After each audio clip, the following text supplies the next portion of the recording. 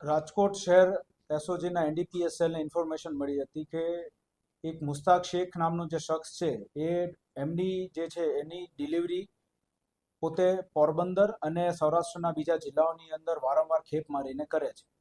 તો તેના આધારે તેની ઉપર વોચ ગોઠવવામાં આવી હતી અને એનડીપીએસ સેલ દ્વારા મુસ્તાક શેખની આશરે 13 લાખ રૂપિયાના એમડીના જથ્થા સાથે ધરપકડ કરવામાં આવી છે. મુસ્તાક શેખ જે છે એ અગાઉ પણ જામનગરની અંદર 2 એનડીપીએસના કેસીસમાં પકડાઈ ચૂકેલ છે અને તે હાલ આ સમયે જે મુદ્દામાલ લાવ્યો હતો તે બોમ્બેથી લઈને આવી રહ્યો હતો અને તે પોરબંદર બાજુ લઈને જઈ રહ્યો હતો. તે દરમિયાન રાજકોટ શહેર એસઓજીના એનડીપીએસ સેલ દ્વારા તેની ધરપકડ કરવામાં આવી છે. અગાઉ જે 2 ગુનાની અંદર એ પકડાઈ ચૂક્યો છે તેમાં પણ તે બોમ્બે બાજુથી જ તે મુદ્દામાં લાવ્યો હતો તેવું તેની અત્યાર સુધીની તપાસમાં ખુલેલું છે અને હાલ આ તપાસ જે છે યુનિવર્સિટી પોલીસ સ્ટેશન ખાતે શરૂમાં છે.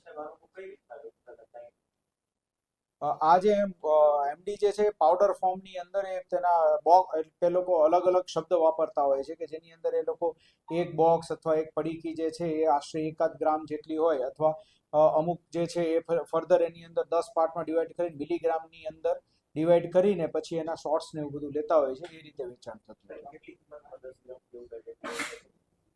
આ જે છે અત્યારે આપણી પાસે જે મુદ્દામાલ પકડાણો છે એ મુદ્દામાલને આપણે જે કમર્શિયલ જથ્થો છે એટલે એની જે રેગ્યુલર 10,000ની જે કિંમત છે એ મુજબ જ કિંમત ગણીને આગળ તપાસ હાથ ધરી છે. મુસ્તાક શેખનું હાલ જે આપણને પકડાણો છે એ હાલ આ મુદ્દામાલ જે છે એ પોરબંદર રાણાવા બાજુ લઈને જતો હતો એવી એની તપાસમાં ખુલેલું છે. પછી આગળ ફર્ધર આપણે જ્યારે વધુ તપાસ કરશું તો ખ્યાલ આવશે.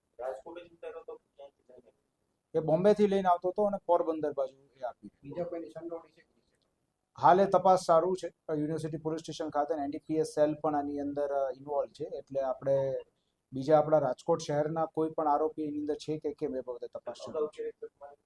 હા, અગાઉ 2 ગુના એના જામનગરની અંદર દાખલ થયેલા છે અને એમાં એ બોમ્બેથી બાજુથી તે લઈને આવ્યો.